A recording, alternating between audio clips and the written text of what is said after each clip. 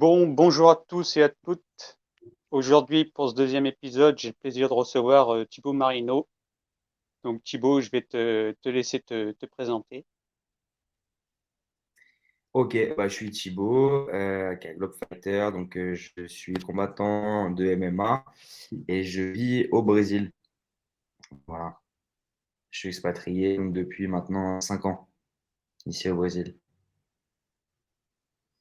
Et d'ailleurs, tu as combattu il n'y a pas si longtemps à Hexagone en France. C'est ça. J'ai combattu ça va faire 2 semaines, je crois, 2 ou 3 semaines maintenant, à Hexagone au Futuroscope. Donc c'est seul départ une défaite malheureusement.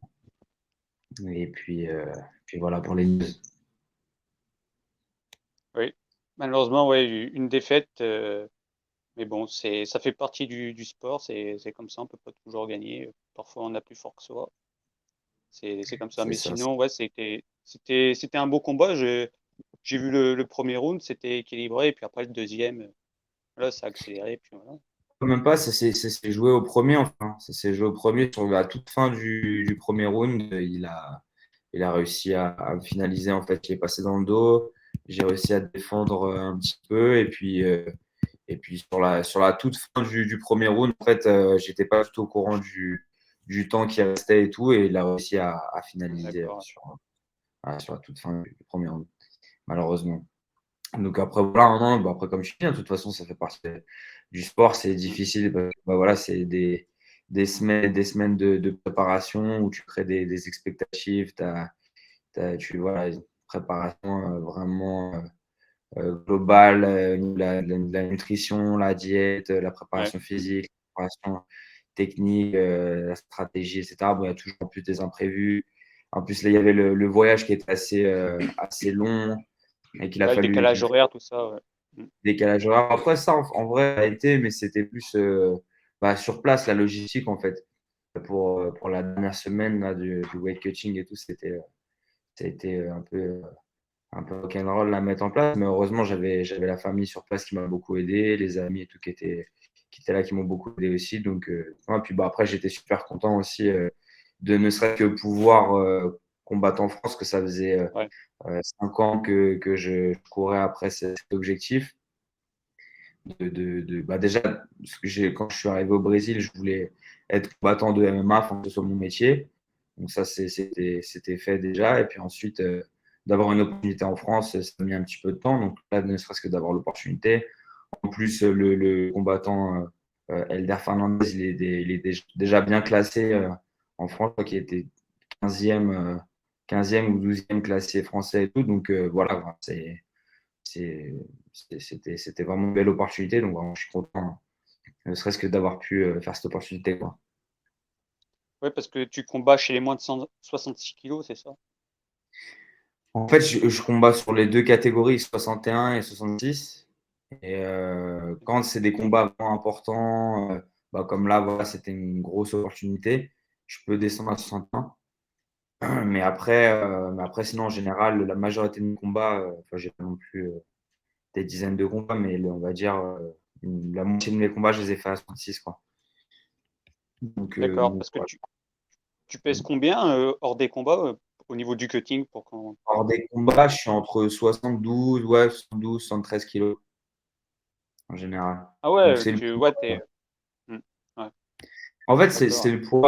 le poids, en général d'un 61 kilos hein, que je fais, hein. Ouais, Et justement, ouais, c'est ce que j'allais dire, ouais, parce que ils sont un peu plus vers les 75, 76, pas loin des 80, les 66. après, le truc, c'est que tu as toujours en fait, le problème au niveau des catégories de poids pour le MMA, c'est que tu as des. Enfin, après, je pense que c'est un peu toutes les catés pareilles, mais en tout cas, moi, je pense que je suis un entre-deux catés, tu vois. Je suis ni un 61, on va dire, facile, ni un 66, dans le sens où les mecs qui font 66, par exemple, ici au Brésil, en général, qui combattent 66, ils sont en off, en mangeant normalement, en mangeant bien, ils sont à 77 kilos.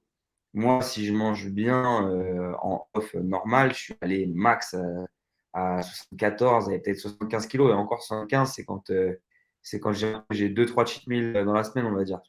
Donc c'est pas vraiment représentatif, tu vois, c'est pas du vrai poids, quoi. Donc, Ouais. je pense qu'on est beaucoup dans ce cas-là, tu vois, d'être entre deux KT et de devoir des fois faire un gros effort ou alors de faire un peu moins d'effort et puis de prendre la KT du dessus. Là, j'espère pouvoir recombattre dans les mois qui viennent. Je pense que je vais combattre en 66 pour pouvoir justement accepter une opportunité plus rapidement aussi, parce que tu as ça aussi. Tu vois, là, on avait 2 mois pour préparer le combat. Donc, 2 mois, c'est nickel, tu vois, pour faire une bonne diète bien progressive et tout. 8 semaines, c'est parfait. Quand en général, ici, on a une opportunité, c'est plus 3 semaines, 3 semaines, un mois, tu vois, avant que tu es au courant. Donc, un peu plus compliqué pour faire le poids, quoi. Et au niveau des KT, tu penses pas que ça serait bien que les KT soient un peu plus rapprochés, comme un peu dans la boxe anglaise? Oui, c'est sûr, ça a été déjà, ils en ont parlé déjà. Après, bon, là, ce que ça se fasse, je sais pas ce qu'il crée. Je pense que, je sais pas si ça s'adaptera, je sais pas vraiment, mais ouais, je pense que ce serait bien. Après, bon, moi, je dis ça pour moi, tu vois, mais il y a plein de gens pour qui c'est très bien comme ça, hein. Donc, bon, après, je sais pas. Moi, je sais que, par exemple, les KT en kickboxing, ça me va beaucoup mieux, tu vois. T'as 60, 63,5, 67 et 71. C'est un peu plus rapproché. Et, enfin, moi, par rapport à mon morphologie, parce qu'en fait, comme je suis pas très grand, je suis 1m70, c'est même une taille en général qui va plus pour même ici des 57 kilos, tu vois, c'est une taille de 57 kilos en fait ici. Sauf que moi, 57 kilos, c'est vraiment pas possible, quoi. Ah Donc, oui. il y a ça. Et puis, en même temps, là, de plus en plus, on se rend compte même au très haut niveau que ça a plus vraiment la même importance qu'avant. Tu vois, avant, les profils des 66, 61, c'était plus des petits trapus lutteurs. Voilà, là, maintenant, on a des profils comme Sean O'Malley, Ouais. même là, Yair Rodriguez en 66 kilos, tu vois, qui est champion, qui est pareil, qui fait, je crois, 1m80, peut-être même plus. Donc moi, là, maintenant, je pense que ça change aussi pas mal parce que le niveau augmente, le niveau technique, tactique de tout le monde est de plus en plus élevé. Donc c'est plus vraiment que le physique qui va faire la différence. Même Volkanovski, je pense que le meilleur exemple, c'est Volkanovski. Mm. Pourtant, ouais, Donc, pour la KT des 66, il est pas grand, il fait un 68. ouais, non, c'est ça. Non, mais c'est ce que je dis, tu vois, que enfin, en fait, en vrai, maintenant, il n'y a plus vraiment c'est plus comme avant, tu vois, où vraiment il y avait comment dire, une homogénéité, tu vois, dans les profils des fighters. Tu vois, là, maintenant, c'est vachement plus varié, quoi. Il y a des gars qui font 1m80 en 61 kilos, non, t'avais pas trop ça, quoi. Oui, parce que chez O'Malley, il me semble, hors combat, il fait 76 kilos, un truc comme ça. Ouais, Il puis fait il est pas mal. super grand. Ouais, Je sais ouais, pas un combien. 80, ouais, comme tu as dit. Ouais. Ouais. Mais ouais, on l'a pas dit, tu as également combattu en kickboxing et en Muay Thai aussi, il me semble, en pro. Quand je suis arrivé au Brésil, j'ai combattu en kickboxing 2 fois. Mais après, mon objectif, c'était de combattre en MMA, mais j'avais pas d'opportunité, en fait, Ouais. au départ. Donc, ouais, j'ai combattu 2 fois en kick. Et quand j'ai voyagé, donc j'ai fait un tour du monde en 2007, qui m'a amené ici. Ma dernière étape, c'était le Brésil. Et j'ai commencé par la Hollande. Mon deuxième pays, c'était la Thaïlande. Et je suis resté 3 mois là-bas. J'ai combattu 2 fois au Max Muay Thai. J'ai eu la chance de combattre là-bas 2 fois. Et ouais, donc, j'ai une petite expérience. Et quand j'étais en France avant, j'ai combattu aussi en amateur. J'avais fait des combats en amateur. Donc, voilà. Mais plus en pancrace, moins en pied-point. Pied-point, j'ai fait un combat, je crois, en Muay Thai. Ouais, si tu pouvais revenir sur ton tour du monde que tu as fait avant, parce que tu es passé dans pas mal de grandes gyms et tout, comme tu as dit, les Pays-Bas, la Thaïlande, tu as même été au Japon, tu as été à plusieurs endroits, donc si tu pouvais en parler. Ouais. Du coup, ouais, donc en 2017, j'ai décidé de quitter ma vie en France. Donc, j'ai quitté mon travail, j'ai quitté mon appartement et j'ai commencé à faire voilà, que m'entraîner. Cette même année, j'avais passé en fait, les diplômes fédéraux là, avec la fédération de kickboxing pour pouvoir projeter peut-être plus tard d'ouvrir un club ou autre. De là, j'ai eu l'opportunité de faire un BPGEPS. Donc, du coup, ça me donnait une carte professionnelle pour pouvoir coacher et payer pour ça. Donc, ça, c'était en gros, comment dire, la sécurité que je me suis mise, vu que je quittais mon travail et que je projetais peut-être de voyager. En fait, à ce moment-là, je n'avais pas vraiment projeté, ça s'est fait en fait après. Mais du coup, j'ai eu cette idée de faire un tour du monde là, des sports de combat, un peu en mode Street Fighter, là. Et, euh, et donc, je suis parti en Hollande. Ensuite, je suis parti. Donc, en Hollande, j'ai fait du kickboxing essentiellement. J'étais au Mac Gym et au Muro Gym dans Manhart. Ensuite, donc, je suis rentré en France. J'ai fait des fêtes de fin d'année. Avant de partir en Hollande, en fait, j'avais déjà commencé à que m'entraîner. J'ai fait un combat au Thunders de Hatch Production à Paris. Donc, c'était mon premier combat en professionnel, donc en crasse. Et donc voilà, ensuite en janvier, donc janvier 2017, je suis parti donc faire le tour du monde. Donc, je suis parti en Thaïlande. Je suis allé un petit peu dans le sud au départ, au Tiger Muay Thai. Ensuite, je suis allé à Singapour pour avoir mon visa. Puis je suis rentré et je suis resté ensuite 2 mois au Venom Training Camp qui venait d'ouvrir à l'époque. Donc je me suis entraîné là-bas. J'ai combattu 2 fois au Max Muay Pattaya, Thai. exactement. À Pattaya, ouais, c'est ça. Et donc, je suis resté là-bas 2 mois. Et ensuite, je suis allé donc en Corée. Je suis entraîné en Corée, la Korean Top Team. Je suis resté un peu plus d'un an là-bas. Ensuite, au Japon, là, j'étais dans un K1 Gym. Donc là, c'était vraiment pareil, K1 kickboxing. Je suis resté un mois. Ensuite, au Canada, où je suis resté 2 mois au Tristar avec donc Georges Saint-Pierre, puis Firas, là-bas. 2 mois. Ensuite, je suis allé aux États-Unis. J'étais au Jackson Wink, l'ancienne équipe de John Jones.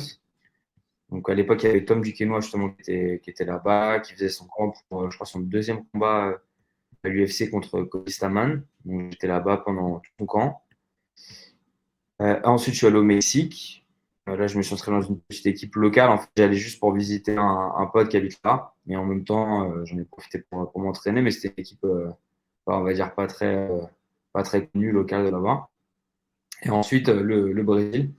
Donc, je suis arrivé d'abord à São Paulo et ensuite, je suis remonté à Manaus. J'avais déjà été à Manaus quelques années avant, visiter un pote et j'avais rencontré des gens de la Nouvelle-Union là-bas, d'où vient Josaldo en fait. Désolé pour le bruit là. Et du coup, donc, je suis remonté à Manaus, je suis resté un mois et ensuite je suis redescendu sur São Paulo, je suis resté encore après un mois et demi, puis je suis rentré en France. De là j'ai décidé de partir en fait, que j'allais essayer de m'installer au Brésil. Parce qu'en gros, j'avais rencontré mon premier entraîneur là, quand je suis arrivé au Brésil, voilà, qui me laissait entrevoir la possibilité de faire cette transition combattant professionnel, de pouvoir faire une petite carrière, même si j'étais déjà, on va dire, assez parce qu'en gros, j'ai commencé à m'entraîner vraiment de façon professionnelle à 28 ans. Donc, sur la fin de mon voyage, j'avais 28 ans, donc j'ai commencé. Parce qu'avant ça, je m'entraînais déjà, j'avais déjà. Je fais des sports de combat depuis que j'ai 16 ans, mais j'étais plus un loisir. Tu vois, je m'entraînais, mais j'étais un combattant loisir, on va dire. J'avais fait quelques compétitions et tout, mais c'était du loisir. Donc là, j'ai commencé vraiment à m'entraîner tous les jours. Et quand je suis arrivé ici, j'ai commencé à donner des coachings aussi pour pouvoir subvenir à mes besoins et pouvoir continuer à m'installer ici. Et puis voilà, après, j'ai fait mon petit bonhomme de chemin. En 2019, on a créé le MMA Camp Brésil, donc les stages de MMA pour tous les niveaux. Donc ici, avec l'académie avec qui je m'entraîne. Et Amazon School, c'est ça? voilà, Amazon School. Donc, du coup, en fait, on a un logement à côté de l'académie, une petite maison de ville, où on reçoit les gens. Bah, dans le stage, tu as l'hébergement, tu as les repas qui sont livrés chaque semaine et un programme d'entraînement personnalisé en fonction de ton niveau, en fonction de ta condition physique, les objectifs de chacun. Donc là, on a déjà reçu près de 80 personnes depuis le début. Donc voilà, on a eu essentiellement des gens qui débutent, qui sont passionnés, qui sont déjà pratiquants loisirs. J'ai reçu aussi quelques compétiteurs qui voulaient faire une transition, faire un combat en MMA. Donc, on a accompagné des gens à faire des combats en MMA. J'ai accompagné aussi des gens qui étaient totalement débutants, qui sont restés plusieurs mois et qui ont. Enfin, j'ai un gars qui est venu, qui était totalement débutant, qui a fait 2 combats en boxe anglaise au bout de 6 mois, donc en boxe anglaise amateur. Euh, on a amené, enfin voilà, donc en fonction des objectifs de chacun, on s'adapte. Et puis, euh, et puis voilà, donc depuis maintenant 2019, donc maintenant 3 ans, un peu 3 ans, mais maintenant 4 ans, je fais ça. Voilà. Et les séjours, les gens peuvent rester combien de temps maximum dans ton camp? En fait, tu peux choisir sur mesure, c'est-à-dire déjà, il n'y a pas de date imposée, tu viens quand tu veux. Si à partir du moment où il y a de la place dans le logement, c'est bon. Et donc, tu peux prendre à la semaine. Après, il y a une promotion sur le mois et une promotion sur les 3 mois. Parce que donc le visa ici touriste, c'est 90 jours pour les Français. Donc tu peux venir jusqu'à 90 jours sans faire de démarches administratives, quoi. Donc, donc voilà, pour les périodes, c'est vraiment libre. Et puis bah, l'intérêt, c'est que, comment dire, c'est que tu t'as pas de date imposée, en fait, tu viens quand tu veux. Donc, ça, en général, c'est arrangeant pour les gens qui peuvent poser leurs vacances, mais qui ne vont pas pouvoir les poser n'importe quand. Donc, donc voilà, et puis là jusqu'à maintenant, on a des gens. La plupart, les gens viennent un mois en général, la plupart du temps. Sinon, on a j'ai déjà reçu des gens. Bah, j'ai même des gens qui sont restés habiter ici. Là, du coup, j'en ai un qui est revenu là récemment qui va habiter ici. Euh, en- j'ai déjà ouais, 2 personnes qui sont en phase d'habiter au Brésil maintenant à travers le MX au Brésil. D'accord. Et au niveau de l'Amazon School, tu peux parler des coachs qui est avec toi, avec qui les gens peuvent être amenés à s'entraîner? Bien sûr. Alors, du coup, nous, l'Amazon School, en fait, c'est une académie qu'on a créée donc, avec Kevin Santos, Kevin Ribeiro Santos, sa femme Camila et Breno, Marcos Breno, en fait, qui sont des potes de longue date. En fait, quand je suis arrivé, ils s'entraînaient chez mon premier entraîneur aussi. Ensuite, chacun a fait un peu sa route. Et donc là, on s'est réunis pour monter l'Amazon School l'année dernière. Donc, c'est assez récent. Enfin, en fait, le nouvel espace, il est assez récent. Eux, ils avaient déjà monté en fait en 2021, enfin, en 2021, une première entité, mais ils faisaient que Jiu-Jitsu et boxe loisir. Et là, du coup, on a monté une académie un petit peu plus, avec un espace un peu plus grand, à côté du métro, enfin, dans un espace où il y a pas mal de commerce et tout. Et donc, alors, Breno, maintenant, lui, il fait plus partie de l'équipe parce qu'il est aux États-Unis. En fait, il combat pour le Bellator.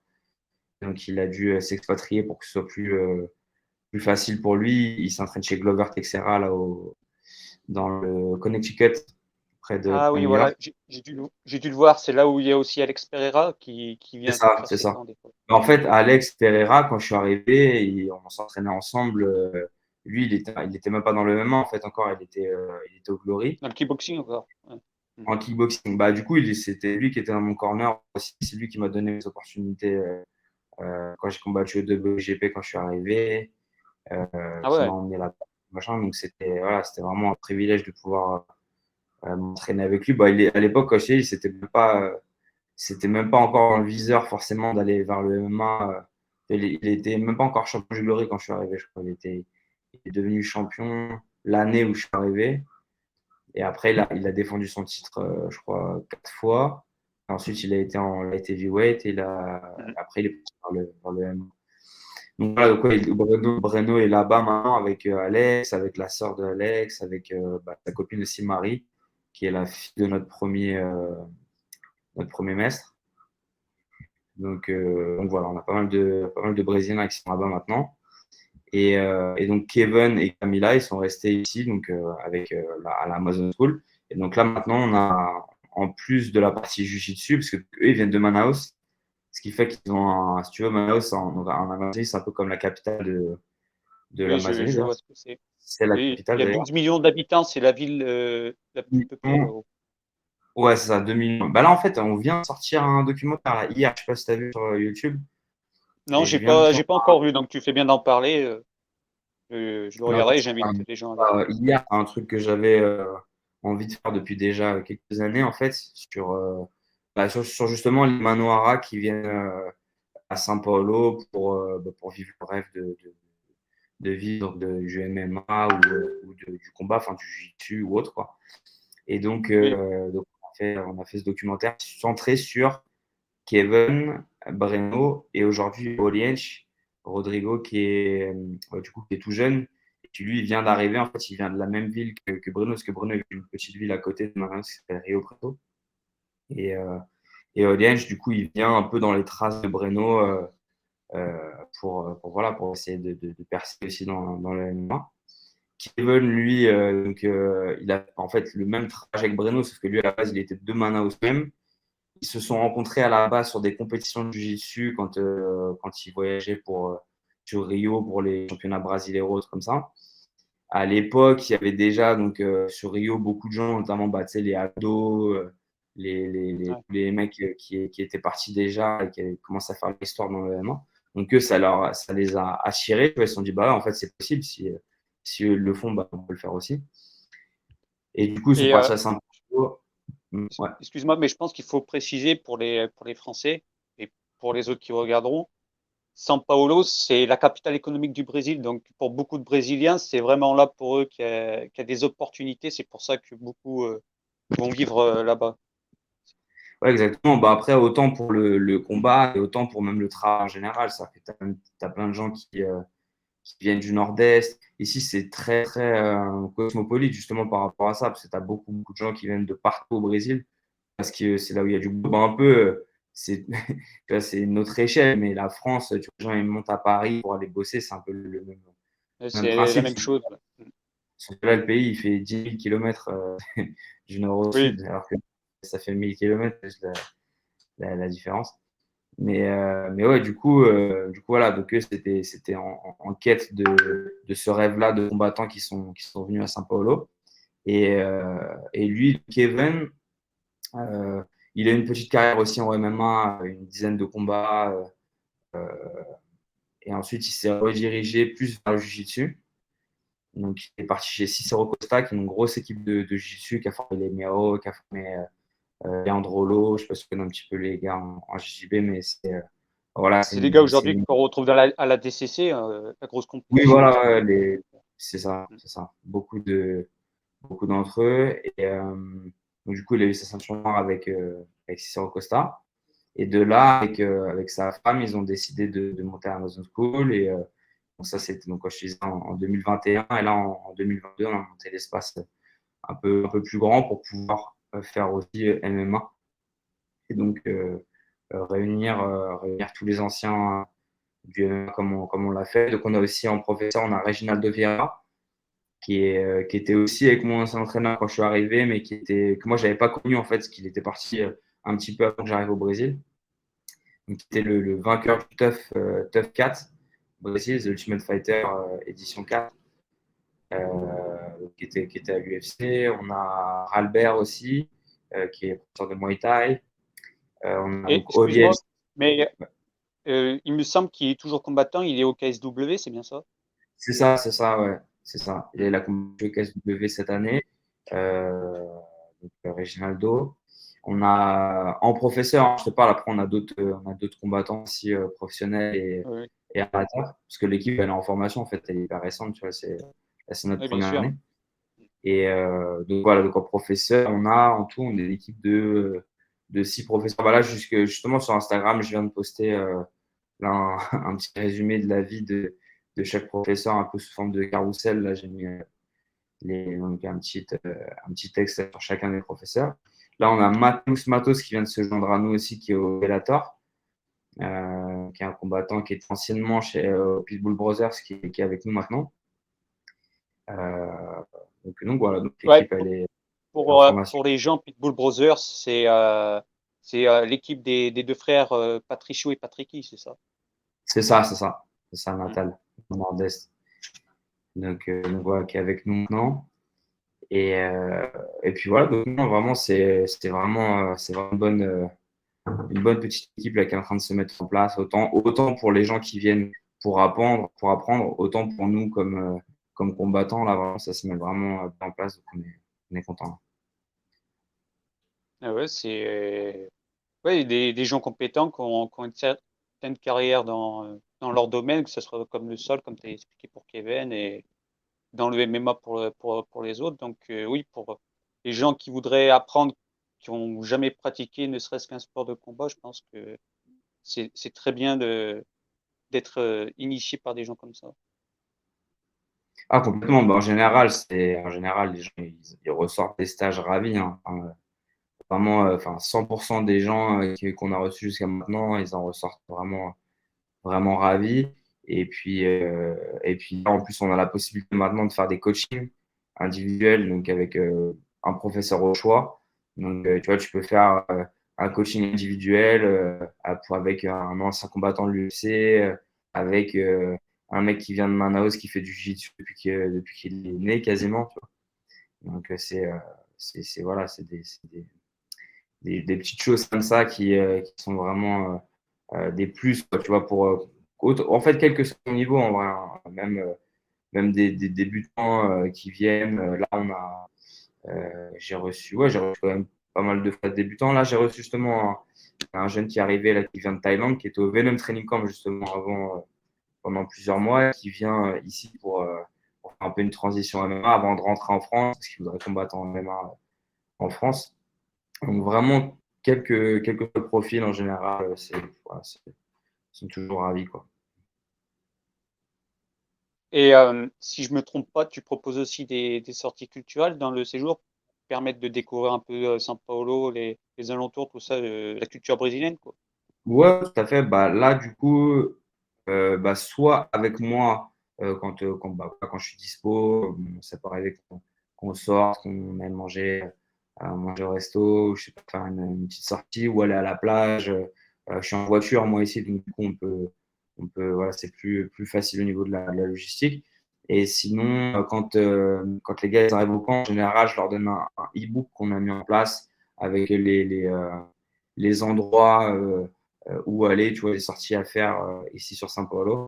Donc, c'est, comme je disais, tu vois, la capitale économique et culturelle du pays. Donc, en termes de sortie, il y a vraiment ce qu'il faut. Il y a beaucoup de parcs, de grands parcs. Le littoral de São Paulo aussi est vraiment magnifique. Et c'est pas très loin, au final, de São Paulo. Tu vois, tu loues une voiture ou même en Uber, tu peux aller sur les premières plages là, pas très loin, tu vois, 40 minutes en Uber, là, tu peux aller déjà sur des super belles plages. Donc, euh, donc ouais, non, il y a de quoi faire. Il y a de quoi faire. Mais en général, les gens, quand ils viennent, ils sont vraiment focus sur l'entraînement. Et après, ça demande c'est pas mal de repos, tu vois, le temps d'adaptation et tout. Mais pour ceux qui restent plus longtemps, qui restent plusieurs mois, c'est sûr qu'il y a plein de choses à faire, quoi. Il y a l'embarras du Oui. choix. Et au niveau des combattants brésiliens, je pense que tu peux confirmer, le niveau est très costaud au Brésil. Ceux qui s'exportent par exemple, le Bellator ou d'autres organisations étrangères, c'est que déjà, c'est un très très haut niveau. Parce que j'écoutais Daniel Voirin, il expliquait que justement les Brésiliens qu'on voit à l'étranger ou qui viennent dans des équipes étrangères, c'est que déjà chez eux, ils ont prouvé. Ils ont prouvé qu'ils avaient Ouais. un gros, gros niveau et qu'ils sont très costauds. Je pense que tu peux confirmer ça. Déjà, pour te donner un ordre d'idée, par exemple, dans la catégorie 61 kilos, euh, ici, on est en 61 kilos, 1100 et quelques points sur le ranking Tapology, donc tu vois, le ranking officiel Tapology, là. Donc, on est 1100 et quelques combattants, je vois peut-être même plus, encore, ça demande tout le temps. En France, sur la même catégorie, il y a 40 fighters. Tu vois. Et sur les 40 fighters, en vrai, des gens qui ont plus de 5 combats, il y en a 20, même pas, tu vois, même pas 20. Et d'ailleurs, c'est la raison pour laquelle ils ont accepté que je combatte mon dernier adversaire, parce qu'en fait, il n'y avait pas assez de combattants en 61 kilos. Donc, ils avaient personne pour l'affronter, parce que peut-être les autres, il y en avait qui étaient en contrat déjà avec d'autres orgas, et donc du coup, c'était pas possible de les contracter. Donc, c'est pour ça qu'ils ont accepté. Et normalement, comme on avait plus de 4 combats d'écart, parce que moi j'avais 5 combats, lui il y avait déjà 15 combats, je crois. Et du coup, normalement, la fédération ne les autorisait pas. Mais Oui, là, ils parce ont que fait oui, c'est ça. une Justement, il faut expliquer, en France, il ne faut pas un écart de 6 combats. c'est ça. Ouais, C'est la sur règle. 4, avec, combat. Et du coup, là, ils ont avec, fait une dérogation parce qu'en fait, il n'y avait pas d'autres combattants pour l'affronter. Donc, tu vois, c'est pour te dire par rapport à ta question, t'imagines le niveau quand tu as 1100 combattants qu'il faut pour être dans le top 10 ou le top 20. Ça, c'est pas du tout la même chose qu'en France, du coup. En France, tu fais. Là, c'est parce que c'était tout récent encore. Mais je pense oui, que rapidement, on arrivera au niveau parce que bah, de toute façon, la France, c'est un pays de sport de combat déjà historiquement, ça a toujours été. Qu'on est de toute façon super bon dans les disciplines à part entière. Tu vois, dans le judo, on est super bon, dans le karaté, on est super bon, dans la lutte, on est super bon, dans la boxe anglaise, on est super bon. Donc, bon, je pense que pieds-points. rapidement, voilà, pied-point, c'est pareil. Donc, je pense que rapidement, ils vont se mettre au niveau. Et puis en plus, là, la MMAF, ils sont très bien organisés. Ça se voit qu'ils font les choses bien. Là, c'est comme si c'était la première saison au final, parce que en fait, tu as eu la pandémie, ça a été accepté pendant l'année de la pandémie. Ensuite, la deuxième année, bon, bah, ça compte pas vraiment parce que c'était encore un peu compliqué avec le Covid et tout. Donc là, en gros, ils ont eu une vraie saison pour l'instant. Donc là, tu vois, ah non, là, c'est comme si on est dans la deuxième saison. Et tu vois, regarde, il y a déjà Hexagon qui organise, ils ont déjà 3 events là, sur le début de l'année. Ares qui organise, je sais pas, pareil, 4 ou 5 events. Tu as le GFA, tu as des gars qui Même organisent dans le AGP. Nord, MMAGP, tu as des gars qui organisent au Sud. Enfin, ça se met. Je pense que d'ici quelques années, ça va être exponentiel, tu vois, le- Et on a les grosses orgas comme le Bellator qui revient en mai à Paris et l'UFC qui l'UFC. revient en septembre. C'est ça. Donc, ouais, non, franchement, moi, je pense que la France, ils vont y arriver au niveau assez rapidement. Après, le truc au Brésil, ce qu'on ne pourra pas rattraper, c'est que bah, il y a beaucoup, beaucoup, beaucoup, beaucoup de combattants. Et Oui, il y a ça dû à la démographie aussi, ouais, c'est sûr. c'est ça. C'est ça, tu as 300 millions de personnes, donc de toute façon, tu peux pas concurrencer, Mais quoi. Enfin, la France, c'est ce que je disais avec mon précédent invité, Anthony. On a un tel vivier, mais on s'imagine même pas à quel point. Il suffit juste qu'on ait des gens compétents avec des bonnes infrastructures. On peut monter je sais pas combien de personnes à haut niveau, hein. bien sûr, hein. Bah, de toute façon, après, c'est une histoire aussi, comme tu dis, hein, c'est de personnes compétentes et de structures. Donc, ça veut dire moyens humains et financiers. Et de toute façon, oui, c'est ce qu'il faut dans le sport, quel que soit le sport. Après, le truc, c'est où est-ce que tu mets les priorités, tu vois. Aujourd'hui, les pays qui mettent vraiment l'accent sur le sport, la priorité sur le sport, c'est plus ceux qui sont bons dans le sport olympique, tu vois, la Chine, la Russie, les États-Unis. C'est les seuls pays qui, historiquement, vraiment investissent dans le sport. Nous, je pense qu'en France, tu vois, parce qu'en fait, je dis ça parce qu'ici, au Brésil, ils sont toujours à dire ouais, mais parce que, enfin, tu sais que comme quoi c'est mieux ailleurs, tu vois, il y a plus d'investissement ailleurs dans le sport et tout. Et je leur dis non, mais le sport amateur, c'est la même chose. Enfin, il y a beaucoup d'endroits dans le monde où c'est la même chose. En vrai, il y a plus d'endroits où c'est pas comme ça, tu vois, que des endroits où il y a vraiment des gens qui investissent. Les gens qui investissent, comme je dis, enfin, historiquement, c'est la Chine, les États-Unis et la Russie. Ceux qui font des résultats au JO, tu vois, par rapport au fait des sports olympiques. Après, les autres pays, c'est pareil, c'est la débrouille. C'est juste, tu as des pays qui sont plus développés que d'autres. Donc, forcément, au niveau structurel, c'est déjà plus développé. Donc, les gens aussi, pareil, vont être. Après, ça va dépendre de comment c'est encadré, mais au niveau de la formation, c'est super important, ça. Tu vois, c'est comment tu formes les gens qui vont encadrer le sport. Je pense que c'est même la priorité en vrai, parce que c'est ça qui va faire la différence derrière. Tu vois, par exemple, je pense qu'en France, on a eu une période avec le Muay Thai dans les années 90 où il y a eu un manque à ce niveau-là, tu vois.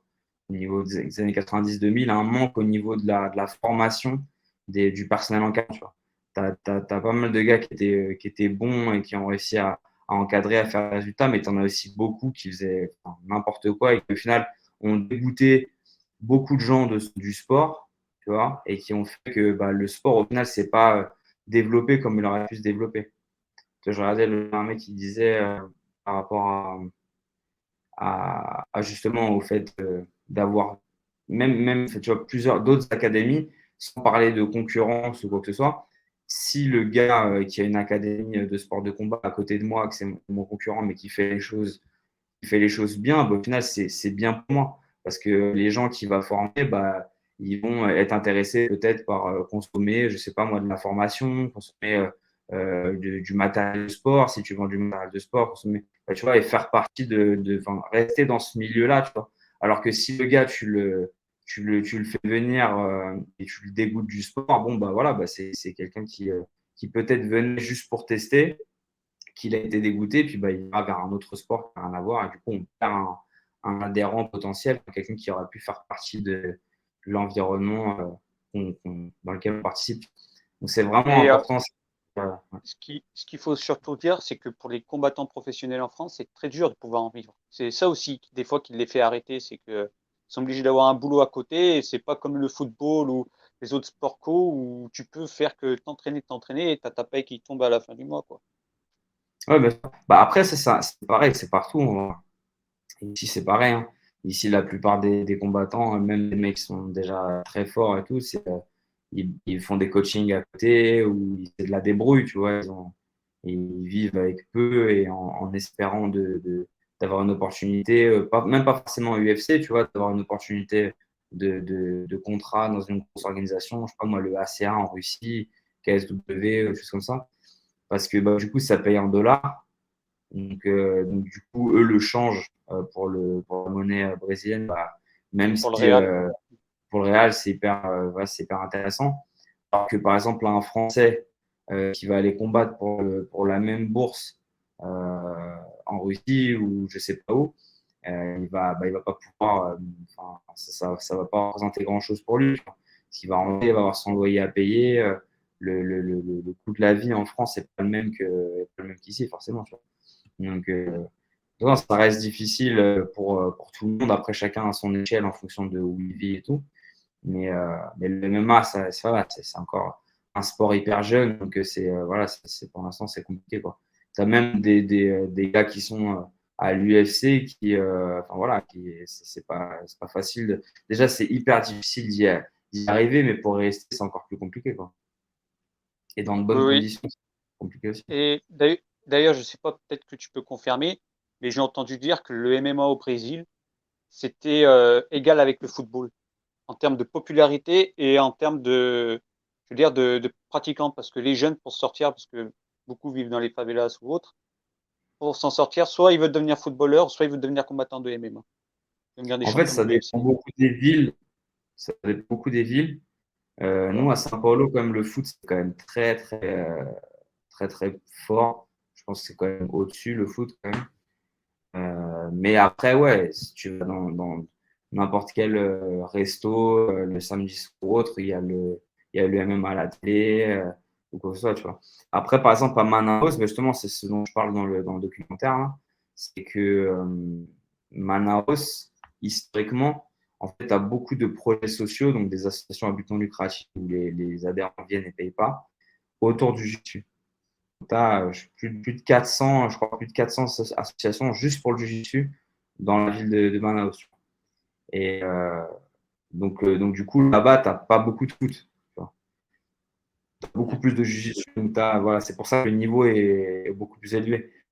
Là-bas, tu peux croiser n'importe qui. Il a déjà fait du jiu-jitsu, tu vois, il est peut-être même ceinture bleue ou ceinture violette. Je sais pas, moi, tu croises le chauffeur du bus que tout le monde connaît, que tu jamais vu faire courir dehors, quoi que ce soit, mais en fait, le gars, il est ceinture violette et il est super fort. C'est juste, ça fait longtemps qu'il n'en a pas fait.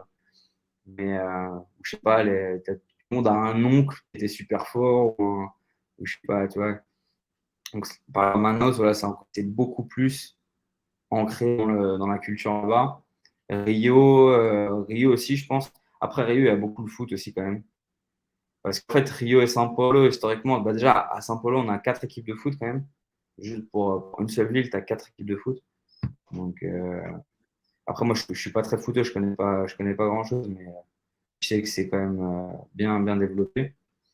Et bah voilà, il y a Neymar qui vient d'ici, qui était dans Être l'équipe de San Santos, c'est Antonio. exactement.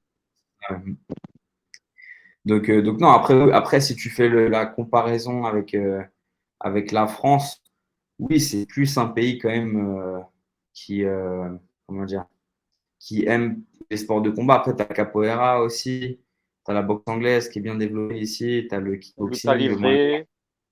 thai livré. Après, t'as pas trop de compétition lutte à livrer que je sache. Enfin, t'en as, mais enfin, c'est comme le jiu-jitsu, quoi. C'est plus on va dire des coupes, tu vois, genre des copas, machin, tu vois, un petit championnat qui vont organiser un genre d'interclub, tu vois.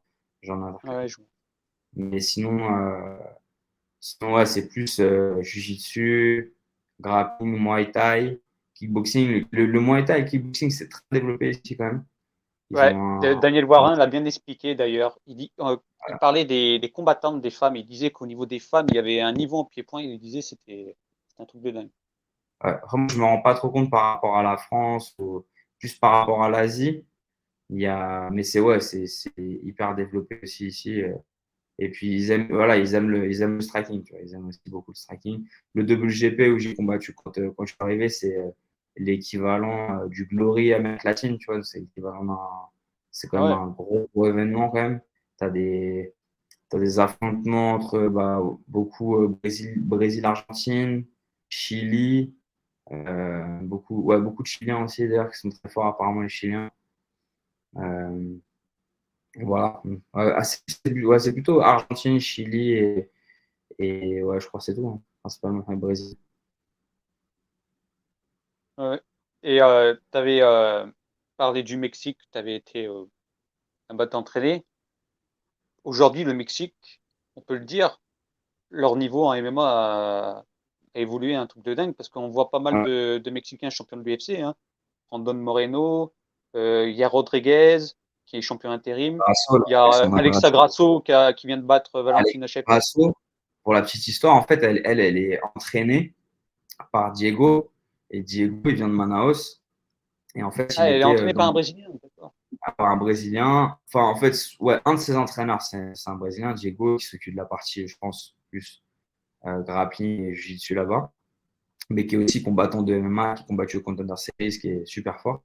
Et lui, en fait, historiquement, il vient de notre équipe, en fait. Il vient de D'accord, chez aussi. nous. Et là, il était là il y a encore pas longtemps. Et ouais, non, le Mexique, bah après, euh, je pense que eux, en fait, ils ont autant comment dire, en termes de quantité de combattants, ils en ont autant qu'au Brésil. Mais en tout cas, en fait, ils sont plus près des États-Unis. Oui, Donc, aussi. au niveau des championnats, c'est plus facile pour eux d'accéder aux championnats américains, notamment les championnats à Miami. Là, je sais que tu as beaucoup de Mexicains qui combattent au combat global. Justement, le mec avec qui je m'étais entraîné au Mexique, il est venu faire un camp chez nous d'entraînement parce qu'il combattait au combat global là, à Miami. On a quelques Français qui combattent là-bas aussi d'ailleurs. Là, j'ai vu qu'il y avait une Française là, qui a combattu la semaine dernière.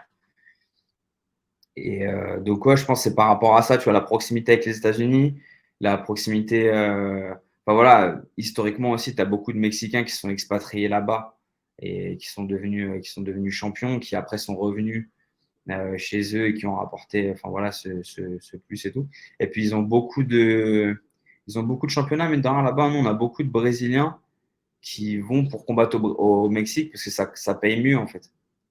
Ça, au niveau financier, c'est plus intéressant.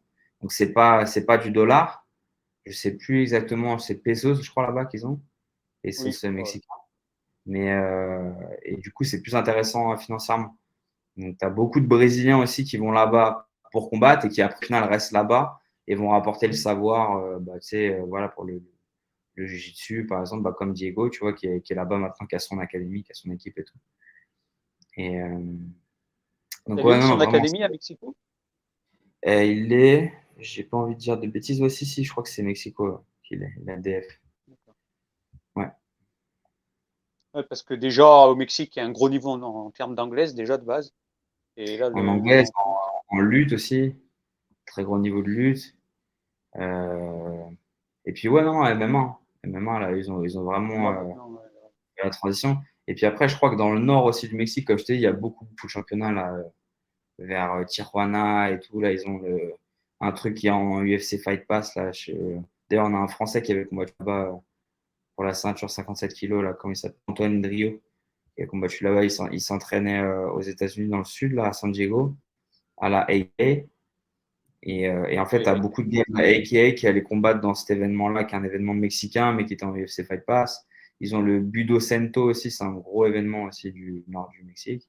Enfin, tu vois, après, c'est toujours pareil, quoi. Plus tu as d'événements et d'investisseurs, de moyens financiers, de moyens humains, plus bah, ça va donner la possibilité de sortir des résultats comme là, on a l'UFC, tu vois, Brandon Moreno, Grasso et Yair Rodriguez. Oui.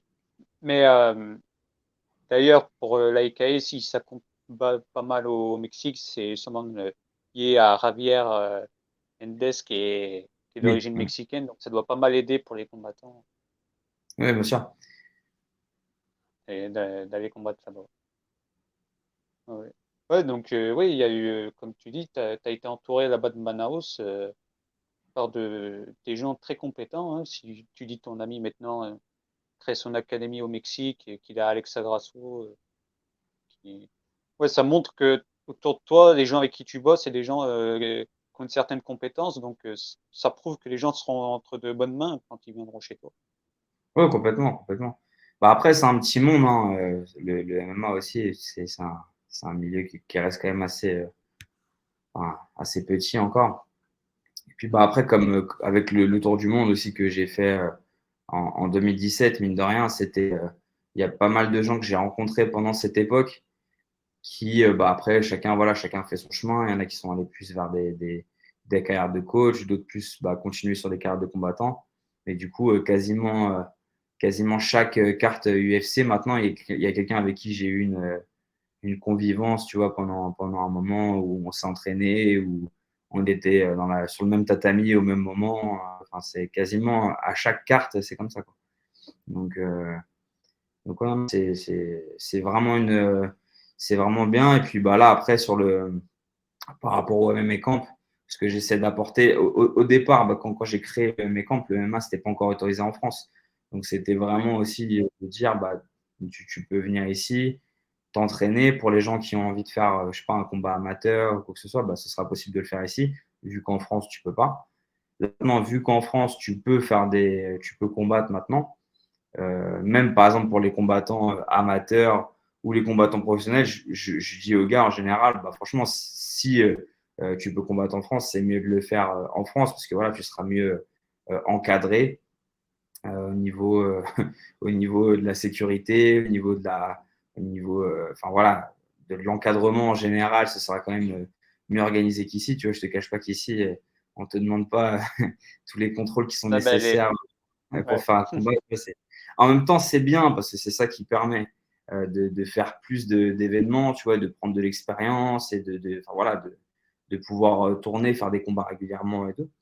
Mais en même temps, bah, voilà, c'est quand même une prise de risque, quoi. Donc voilà. Et puis après ouais, non, pour les gens qui viennent et qui veulent simplement prendre, voilà, s'entraîner comme des combattants, bah, voilà, ils viennent, ils sont en immersion totale, quoi.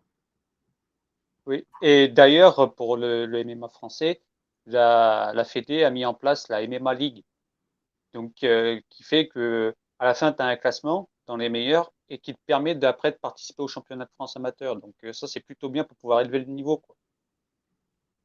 Je trouve que Ouais, bien c'est bien sûr. ce qu'ils ont mis en place. Mm. Non, mais c'est pour ça, je te dis, là, puis même là, le fait, tu vois, de ce qu'on disait tout à l'heure, là, le fait de faire des combats où il peut pas y avoir plus de, je sais pas, quatre combats différents ou quoi que ce soit, ça va faire que les combats, ils sont du coup plus équilibrés. Tu vois, c'est pas rare ici, par exemple, ou même dans d'autres sports, qu'on fasse des combats qu'on appelle des SCAD, tu vois, on va on va faire combattre contre un gars parce que, bah voilà, pour lui faire avoir la victoire, enfin, on sait qu'il y a 80% de chances qu'il gagne et du coup, avec la victoire, il va pouvoir avoir une autre opportunité et ainsi de suite. Donc, tu as des gars qui servent plus à ça qu'autre chose. Et ça, en fait, ça ralentit, enfin, à mon sens, ça ralentit la progression du sport dans un pays au final, plus qu'autre chose, tu vois. Parce que plus tu vas faire des combats équilibrés, plus les combats, bah, ça va faire, mine de rien, progresser bah, déjà les deux personnes qui sont en train de combattre, mais même le niveau général, tu vois, il augmente. beaucoup plus rapidement, tu vois. Et avec toutes ces petites choses-là qui sont en place, l'augmentation, elle va être forcément beaucoup plus rapide que dans d'autres pays, tu vois, que dans des pays où il n'y a pas ça. Après, la seule chose, comme je disais tout à l'heure, qu'on ne pourra pas rattraper du Brésil, c'est que bah, tu as 300 millions de personnes. Donc, de toute façon, tu peux pas, C'est ça. quand tu as 70 millions de personnes dans un pays, tu ne peux pas avoir les mêmes résultats que dans un pays où il y a 300 millions de personnes, comme aux États-Unis ou comme dans d'autres pays où c'est très peuplé. Et puis, enfin, voilà, après, c'est normal. Mais non, mais je pense que la France, on a vraiment un gros potentiel, non, c'est sûr. Oui, totalement.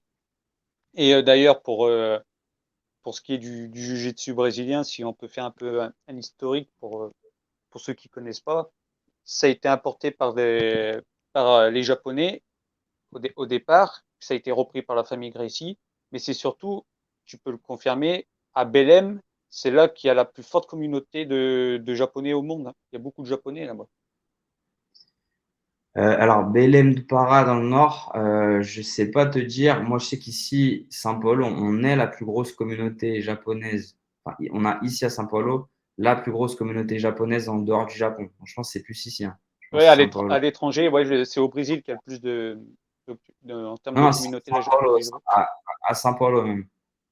À São Paulo, je crois que c'est ici qu'on a la plus grosse concentration de la communauté japonaise en dehors du Japon. Après, peut-être, mais effectivement, j'ai entendu dire que c'était à Belém, moi, que ça avait commencé Oui, le parce que voyage là je crois que c'est hmm, Mitsuyo Maeda qui était venu, qui avait rencontré justement le père ouais, c'était là qu'ils avaient Gracier. commencé à s'installer, les Japonais, il me semble, à Belém. Et alors voilà, mais après, non, alors après, peut-être c'était à Rio qu'ils se sont rencontrés, mais qu'en fait, c'est la rencontre effectivement du père Gracier et Mitsuyo Maeda, qui était lui-même en fait un élève de, de Jigoro Kano, Kano. ouais, Ouais, Jigoro Jigoro Kano. Kano. Et bah Ouais, justement, ouais, en ce moment, je suis en train de lire le bouquin en ce moment de Rickson Gracier, là, ah ouais. Respire. Ouais. Euh, L'art de vivre en mouvement, je crois que c'est en français, c'est un autre nom. Ouais, ben moi, il n'y a pas si longtemps que j'ai revu quelques vidéos de Sakuraba, tu sais, Et, celui qui battait tous les Gracie, là.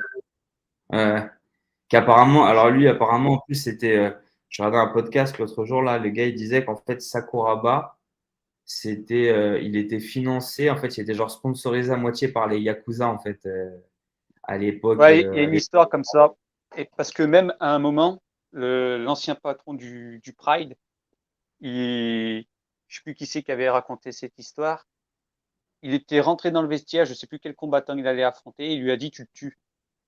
Et c'était vas-y, tue-le vraiment, quoi. C'était au bout d'un moment, il voulait s'en débarrasser de Sakuraba totalement. Ah non, là, moi, ce que j'avais vu, c'était comment il s'appelle, le boss de l'American Top Team. Enfin, alors, je sais pas si c'est le boss, mais c'est un des boss, en tout cas, de l'American Top Team, là, qui est brésilien. Je me rappelle plus de son nom, qui était combattant et qui combattait à l'époque du Pride, voire même avant le Pride encore. Et qu'en fait, il y avait eu un tournoi. Alors, je sais plus si c'est Sakuraba, mais en gros, il a gagné le combat. Et quand il sort du ring, en fait, l'arbitre dit donne le combat ex aequo, tu vois. Et donc, ils rentrent dans le D'accord. vestiaire et donc ils comprennent pas ce qui se passe et tout.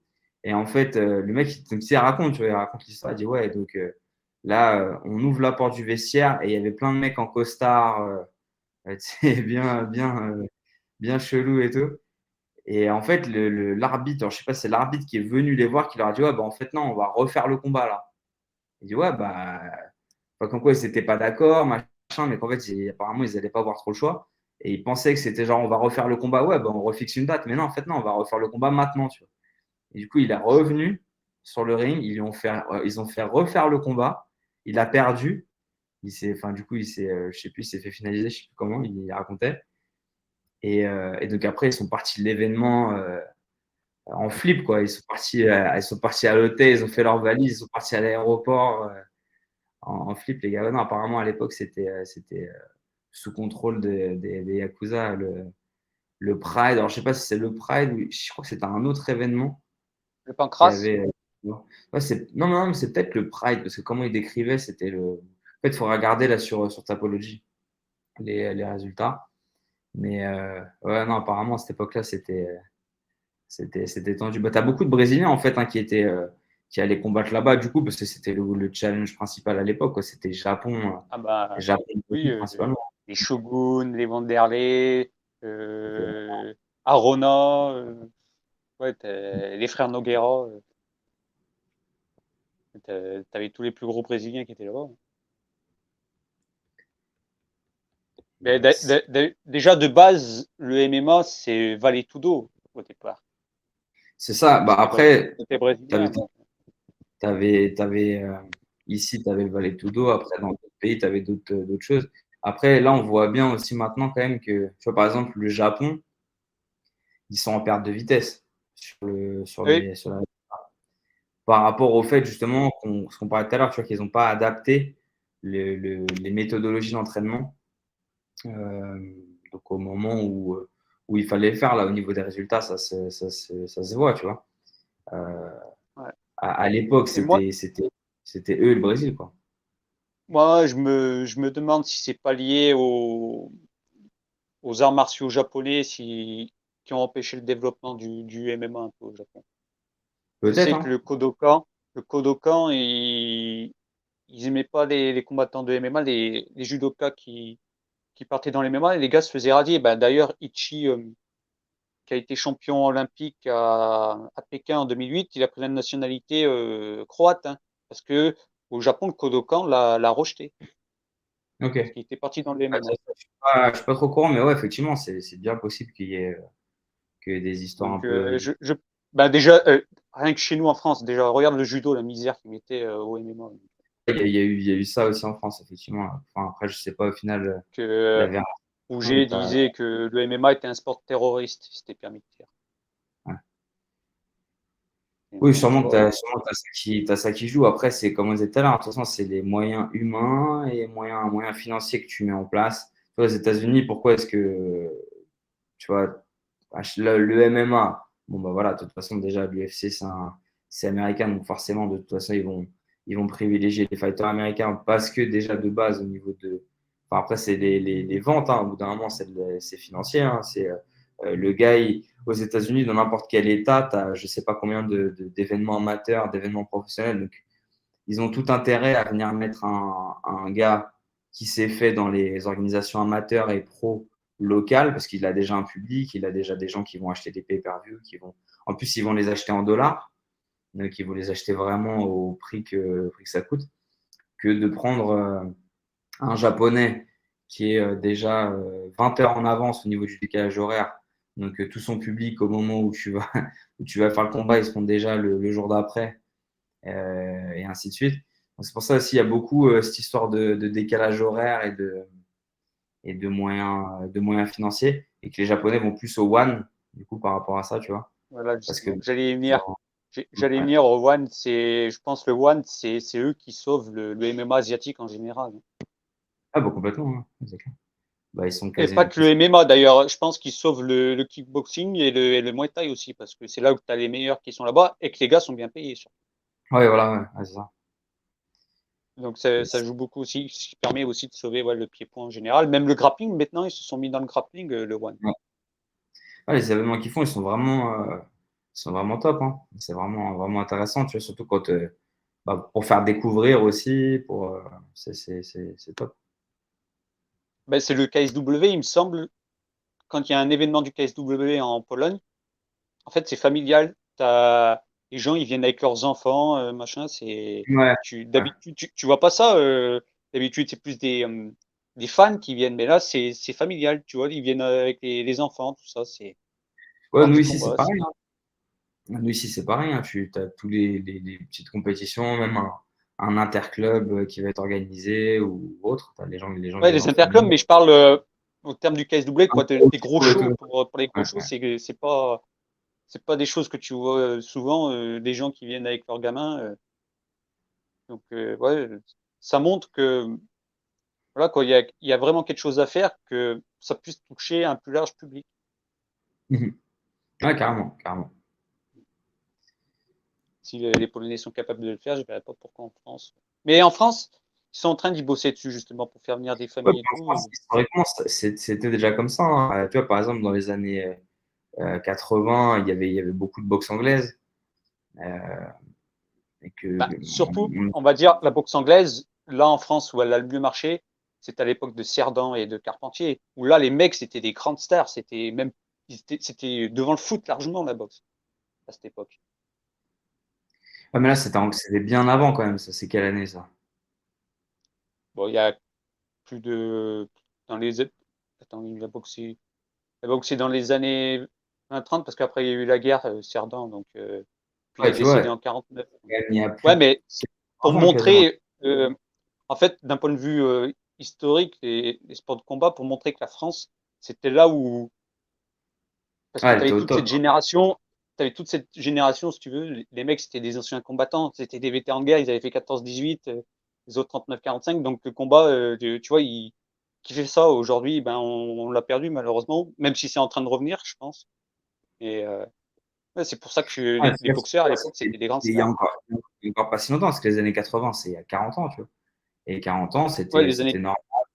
Tu allais au gymnase d'à côté le week-end, il y avait des. Enfin voilà, c'était pas des gros Ouais, shows mais les internationaux. compétitions amateurs, oui, ça a toujours, bah, même encore aujourd'hui, les compétitions amateurs, ça marche. Après, moi, le souvenir de plus proche, c'est dans les années 90, début des années 2000, c'est avec Jérôme Le Banner, où Ouais. là, le pied-point et les sports de combat en général continuaient à bien tourner. C'était lui la seule figure qui avait. Ouais. Non, je pense que là, avec le MMA, l'arrivée du MMA, Oui, tu vois, là, là, avec là le on MMA, ouais. Mm. t'imagines là, c'est ce que je disais là quand j'étais en France du coup là, il y a 2 semaines, que bah, c'est quand même, là déjà en peu de temps, ça s'est quand même bien développé, hein. T'imagines là, Ouais, ouais. Arès, ils ont fait, Hexagone, ce qu'ils sont en train de faire cette année là, tout ce qu'ils ont prévu, le MMA GP, enfin tout ça, c'est déjà pas mal, hein. Et tu vois, j'avais entendu Arnaud Templier, le coach pied-point de Saladin Parnasse. Il le disait, il dit, il n'y en a pas pour longtemps pour que les combattants de MMA soient autant des stars que des footballeurs en France. Ouais. Il dit, il n'y en Ouais, a je pas me rends pour pas longtemps. trop compte Et de je ça pense au qu'il a, niveau. et je pense qu'il a raison. Là, je me rends pas trop Non, compte de ça. Bah, après, vu que je suis plus en je France pense qu'il a raison. depuis un moment, déjà aussi, je me rends pas trop compte de. Ouais, tu vois, au niveau des Après, tu n'as médias et peut-être tout, pas eu des échos aussi. Il n'y a personne qui t'en a parlé en France, des amis ou de la famille que tu as en non, France, mais ils t'en si ont pas après, ouais, parlé tu un sais, peu. avec les réseaux sociaux et tout, je vois Ouais. comment ça se développe. Je vois quand même qu'il y a certains, bah, par exemple, le Saladin, qui a quand même une bonne hype, il y a Il pas paraît mal qu'en de choses. Pologne, c'est impressionnant. Il ne peut pas sortir dans la rue Ouais, sans que les gens ouais, l'assaillissent. C'est impressionnant. et il est sur des produits dans les supermarchés et tout, carrément, là, ça Ouais, fait ouais, kiffer. ouais, sur des canettes et tout. Et puis même, quand ils combattent, ils ont les sponsors sur eux, les gars. Oui, ouais, ouais. Ouais, il Ils ont le l'avait fait récemment. sponsoring. Ça, c'est bien. Et les mecs, ce qui fait que les gars, ils gagnent super bien leur vie. Ils peuvent vivre du MMA avec ça. Mhm. Ouais, c'est culturel après, clairement. Non, de toute façon, je pense que ça va. Là, c'est déjà en train de se développer. Je pense qu'on est sur la bonne voie. Après, c'est juste le temps qui Ouais. laisser le temps au temps, en fait, hein. Ah, tu vois, mine de rien, là, cette année, en peu de temps, là, on est au mois de mars, il y a déjà eu 2 événements Hexagone, 3 événements Ares, avec quand même des sacrés fights. Il y a eu même MHGP, je L'UFC qui crois a qu'ils ont déjà fait un événement. l'UFC qui a fait un événement. Donc, non, franchement, c'est top. Là, il y a le Bellator qui arrive en mai. En plus, ils arrivent avec Ouais. le tournoi là, à 1 million de dollars avec Mansour. Donc, non, Mansour, franchement, ouais. c'est top. Pareil, l'UFC en septembre, où normalement Cyril Gane devrait recombattre pour septembre, je pense. Ouais, c'est ça. Après, c'est laisser le temps au temps. Tu vois, L'autre, même là, au niveau de la FMMAF, j'ai eu beaucoup de retours là de gens venus au camp qui me disaient que c'était assez compliqué pour passer le grade vert là, pour pouvoir participer aux compétitions amateurs. Que du ouais. coup, c'est chiant parce qu'apparemment, ils privilégient plus les gens qui sont de Paris et tout. Bon, bah, ça, je pense que c'est un Ah, peu ben comme dans tous ça a les toujours sports. existé, j'ai envie de te dire. Ça, un peu. Les gens de Mais bon, province, ça, on a toujours été un peu. c'est ça. Tu vois, après, je pense que faut laisser le temps au temps. Tu vois, ça va s'organiser petit à petit. Puis de toute façon, ce qui devra arriver arrivera. Et puis, mais je pense que oui, je pense que c'est un pays de toute façon qui aime les sports de combat, hein. Regarde, de toute façon, je dis, individuellement, si tu regardes, on est bon déjà dans tous les sports de combat individuellement. même là, moi, à la base, je suis du karaté. Je ne suis pas trop la compétition, ni rien, mais là, j'ai vu que c'était les frères Costa, là, ou je crois que c'est Dacosta qui s'appelle, qui ont fait Il était champion du champion monde. olympique. Alors, ouais, parce que c'est aux Jeux Olympiques maintenant. Ah, donc, champion Ouais, olympique. À Tokyo, il a gagné la médaille d'or à Tokyo. Bah, Steven, tu vois, karaté, voilà, Steven Dacosta. Après, tu as au judo, bah, voilà, judo, on est une grosse nation forte du judo. ah Là, oui, en jiu-jitsu maintenant, gros niveau. Tu as vu, là, si, ils ont fait le si. championnat d'Europe à Paris. Très, Eh très gros ben, en niveau. grappling, regarde en En- grappling, les gars on a Luc Rousseau, Thomas Loubersan, Ah, euh, qui c'est qu'on a d'autre? là, on a J'en oublie Anthony, certainement, mais on a un Bordelais là, qui est super fort. Là. Anthony Je de me rappelle, Oliveira. Oliveira, super fort.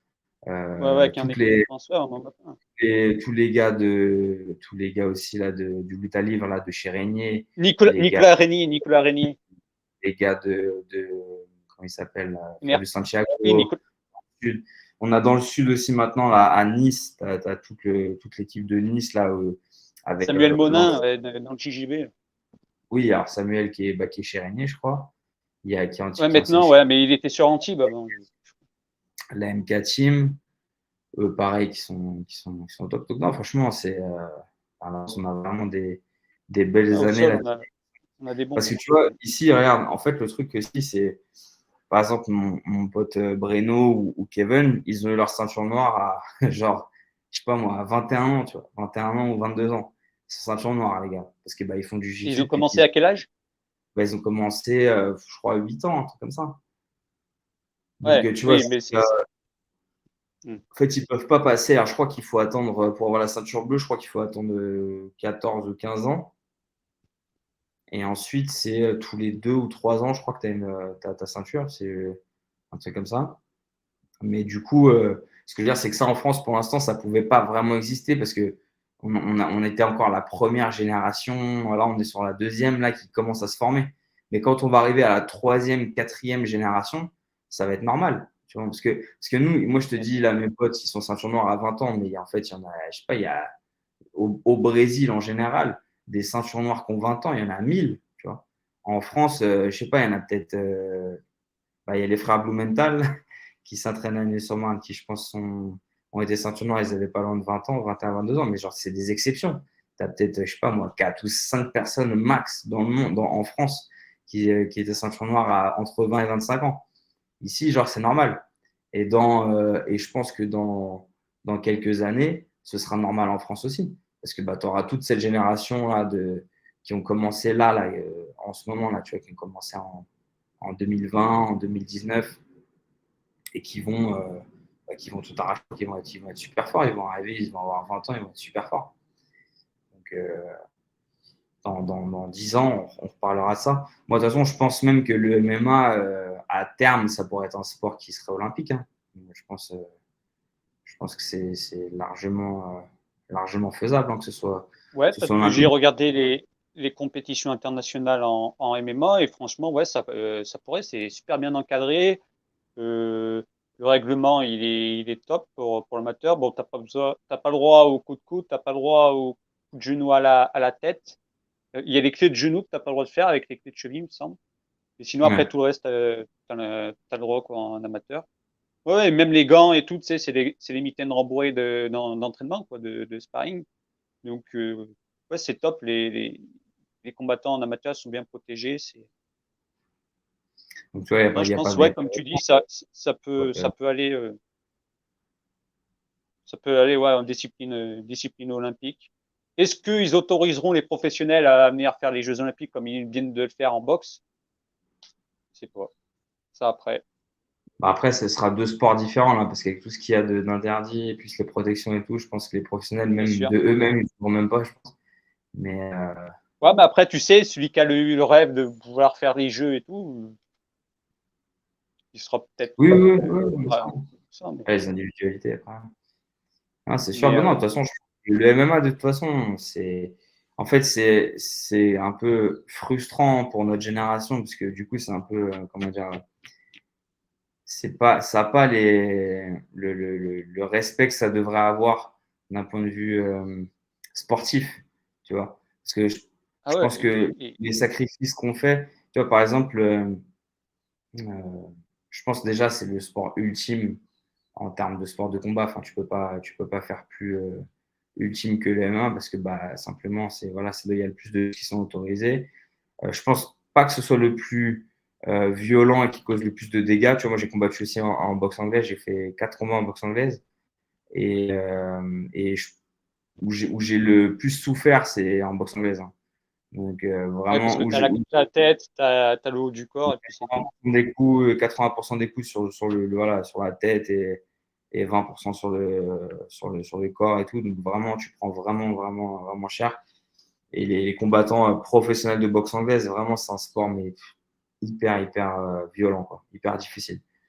Mais le MMA, tu vois, le truc, c'est que il y a vraiment beaucoup de choses, hein, beaucoup de techniques à assimiler.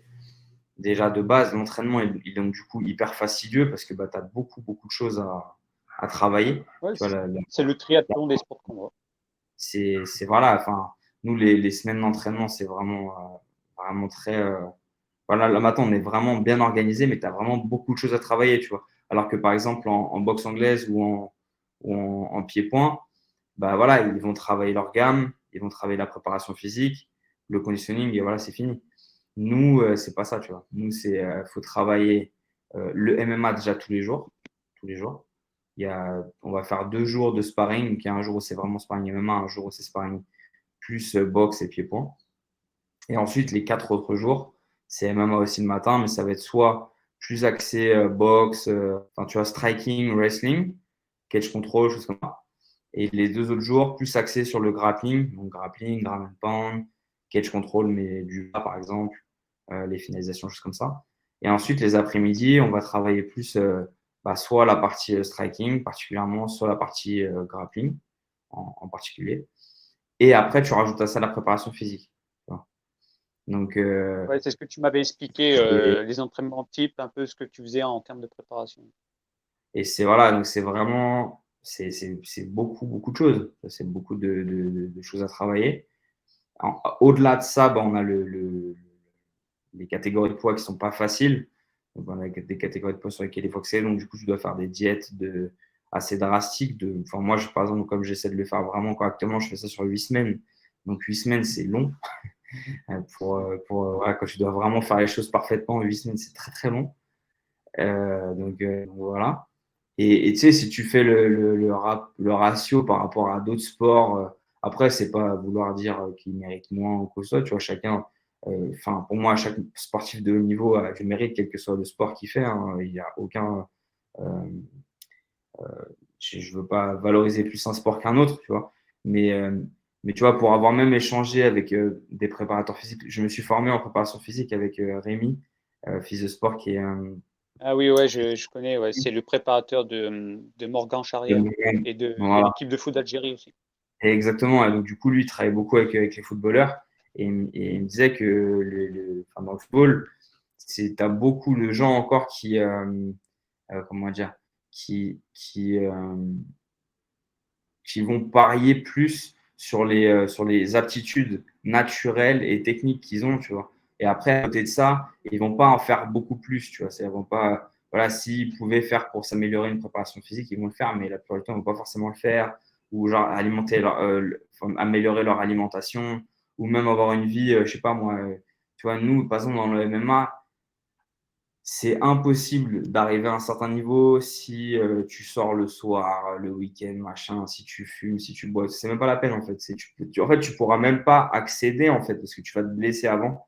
Enfin, tu vois, tu vas te blesser avant, tu pourras pas accéder à ce niveau-là en fait. Ne serait-ce qu'être au Mais, niveau. Je te parle même pas de faire une compétition parce qu'après là, c'est les opportunités, c'est encore d'autres choses. Mais ne serait-ce que d'être au niveau et de pouvoir être là et être en capacité de le faire, tu ne pourras même pas en fait.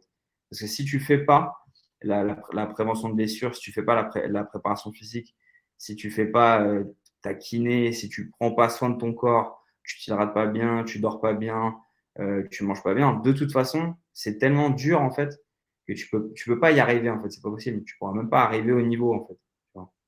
oui, et il a totalement raison, Rémi, quand il dit ça, parce que les footballeurs qui n'ont pas une bonne hygiène de vie, bon qui soit-il, et ben, les gars, tu le vois, ils durent pas, leur carrière dure pas, ils se pètent. Hein. Regarde Ronaldo, comment il a fini. Et tu prends l'inverse, Cristiano Ronaldo, qui a une hygiène de vie drastique.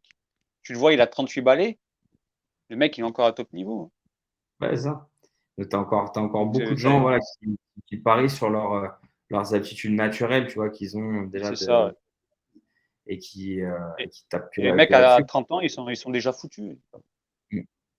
Alors que dans le MMA, en fait, ce que je veux dire plutôt, toi, comme je dis, je veux pas rentrer dans un truc de jugement de valeur ou quoi, mais c'est juste dire, en fait, c'est que dans le MMA, c'est même pas possible, ça, en fait. C'est même pas, tu peux même pas, en fait. Même si tu voulais ne pas avoir une bonne hygiène de vie, en fait, tu peux si tu veux, mais tu pourras pas être combattant. Tu pourras même pas arriver Bah non, au niveau. tu payes dans Parce la que cage après. avant, ben, c'est ça. Et avant même d'y arriver, en général, ça pète. Et quand même tu y arrives quand même, enfin, tu pourras pas parce qu'en face, tout le monde est prêt, tu vois. Tout le monde est prêt.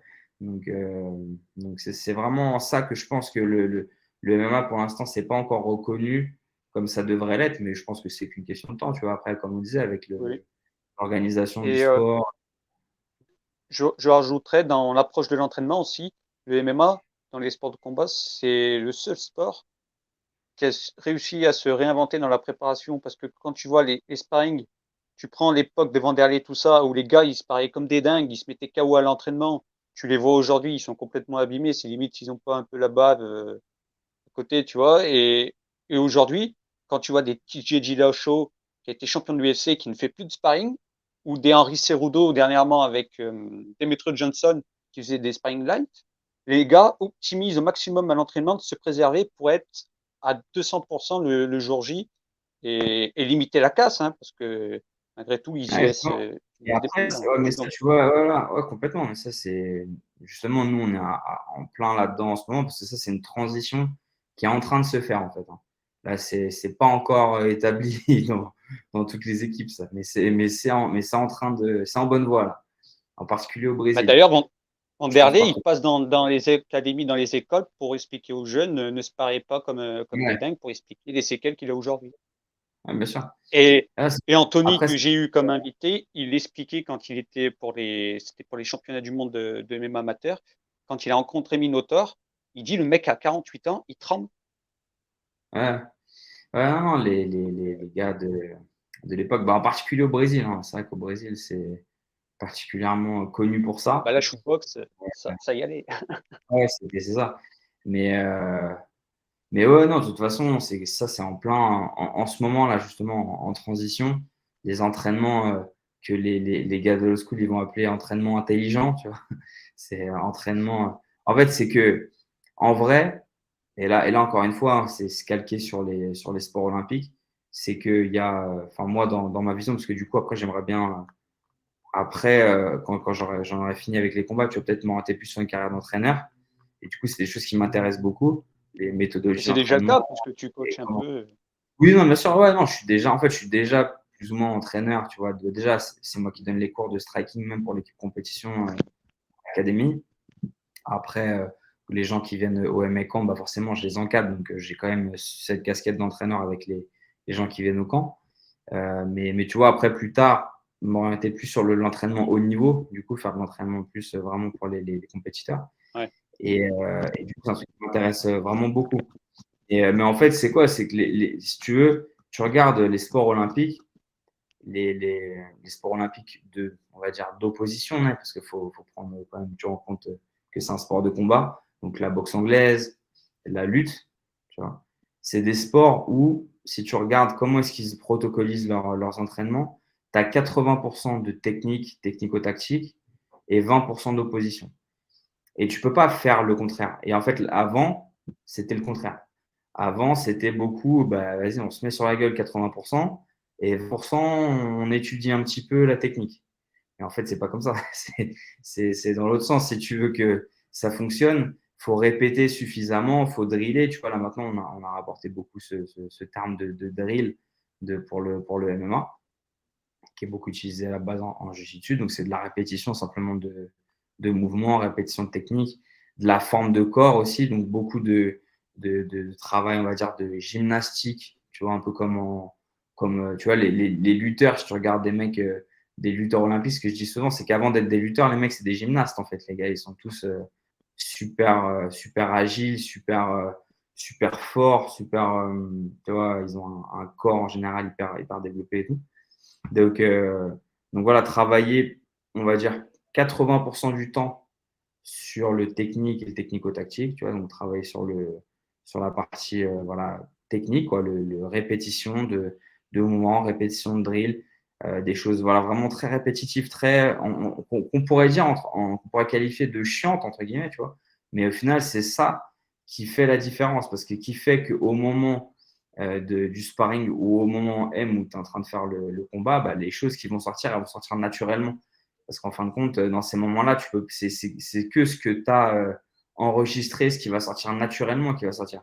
Tu vas pas, en moment de combat, tu vas pas penser à la stratégie à ce moment-là. Faut que c'est naturellement ce qui va sortir, sortira. Tu vois. Mais pour que ça sorte naturellement, il faut l'avoir répété suffisamment de fois.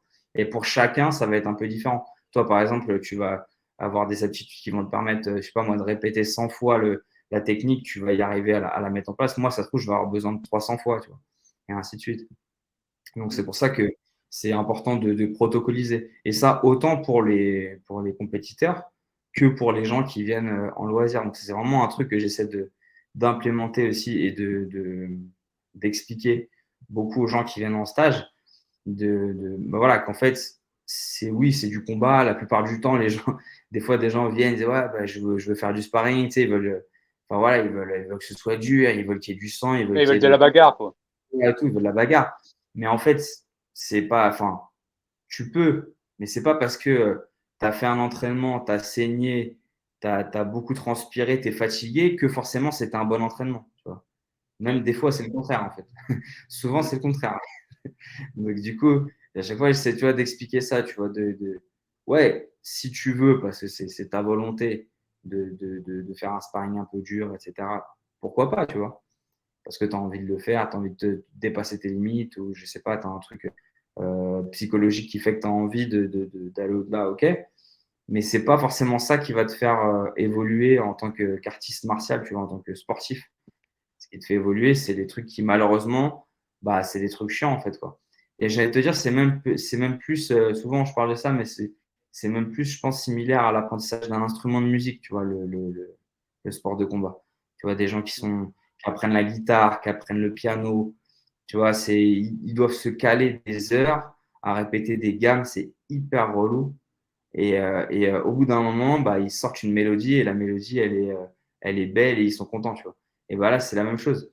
En fait, tu répètes des gammes, tu répètes des gammes, tu répètes des gammes. Et le moment du fight, c'est le moment où faut tout relâcher complètement et essayer de sortir la mélodie, tu vois, sortir ce que t'as, ce qui vient de toi, en fait. En fait, enfin, toutes les gammes que tu as appris à travers ton prisme à toi, tu vois, en fait. Et c'est ça Ouais. qui est hyper difficile, genre. Et d'ailleurs, Floyd Mayweather le dit bien, hein, à l'entraînement, il dit, cherchez pas à faire des trucs compliqués, répétez vos gammes. Donc, C'est tu as des ça. mecs comme Mayweather qui te l'expliquent. C'est répéter les gammes, répéter les gammes, Il n'y a tout le rien temps. voilà. Et ça, c'est souvent, et c'est pour ça que je dis, faut vraiment ce sport en général, enfin, pour ceux qui veulent en faire une carrière. Moi, j'ai commencé hyper tard, tu vois, comme je disais, tu vois, j'ai commencé en loisir hyper jeune. Après, j'ai pas eu l'encadrement, parce que moi, à 20 ans, je voulais déjà faire ça.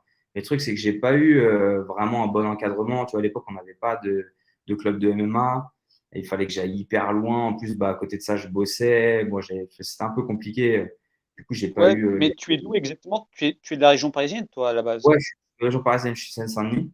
Et là, moi, en fait, j'habitais vers Nez-sur-Marne. Et à l'époque, ça commençait à se développer, mais plus la partie grappling. Après, il y avait certains endroits où il y avait du pancrace.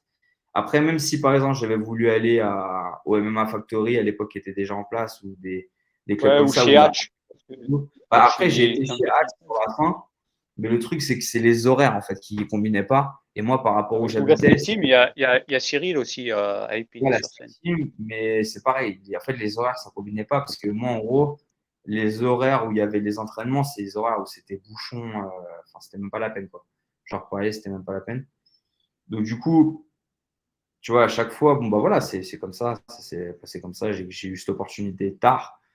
mais c'est pas grave. Mais tu vois, à chaque fois, ce que je dis aux personnes, aux jeunes qui veulent venir et faire pour vivre de ça, même ici au Brésil, tu vois, c'est que vraiment, faut aimer ça, quoi. Vraiment, faut aimer ça Oui, il faut être parce passionné. qu'en plus d'être dur, en plus enfin, pour moi, un des sports les plus difficiles qui existent, c'est, bah voilà, aujourd'hui, on n'a pas l'encadrement médiatique et financier qui va avec, comme par exemple le football ou d'autres sports, où voilà, quand tu t'en sors, bon, bah, tu t'en sors tellement bien que c'est bon, tu vois, toi, tes enfants, les enfants de tes enfants, ça va bien se passer. Là, nous, dans le sport, c'est pas, enfin, Comme dans disait le MMA, Connor, c'est ça. Ouais, lui, peut-être Connor, ouais. perdre la Mais, tête, comme il disait, je vais perdre la tête comme Vincent Van Gogh qui a donné corps et âme à son art. Tant que ma mère n'aura pas un manoir et que ma femme n'aura pas une voiture tous les jours, il a dit, bah alors, ça aura valu la peine d'avoir perdu la tête, comme il disait. ouais, ouais. Je me souviens. Ouais, bah, c'est ça. Il avait totalement raison. Après, c'est l'exemple, on va dire, c'est l'exemple qui confirme la règle, tu vois, on va dire. Mais là, c'est vrai que Ouais. pour l'instant, c'est encore compliqué, tu vois. Même des mecs, enfin, voilà, si tu regardes Cyril Gann, son dernier combat, il prend, je sais plus, je crois 700 000 dollars, 800 000 dollars. C'est, c'est, c'est déjà, voilà, c'est déjà des sommes, c'est déjà des belles sommes. Mais c'est pas non plus Mayweather ou des mecs du football américain ou même du football ou quoi que ce soit, tu vois. On n'est pas encore à ce niveau-là. Et là, on parle du numéro un mondial quand même, quoi, tu vois. Du numéro un challenger Après, John mondial quand Jones, même. je ne sais plus combien il a pris, mais bon, il a pris 2 fois plus que lui, voire 3 fois Oui, plus. oui. Donc non, à chaque fois ce que je dis, c'est un sport qui est, je pense, qui a un futur assez enfin, voilà, à mon avis, ça va se développer dans les années à venir. Oui. Il n'y a pas de raison que ça ne se développe Oui. pas. Mais Mais voilà, après, enfin, faut il aimer y a pas ça. de problème financier si tu veux à l'UFC. Parce que quand tu sais comment est Dana White, que c'est Monsieur Pince, et d'ailleurs c'est pour ça que Francis est parti, parce que sinon il serait resté, Ouais, qu'il avait demandé des droits pour les combattants. Et voilà, le problème de l'UFC, c'est que c'est beaucoup pour eux, et les combattants, ben, ils leur donnent un peu ce qu'ils veulent. ouais, ouais.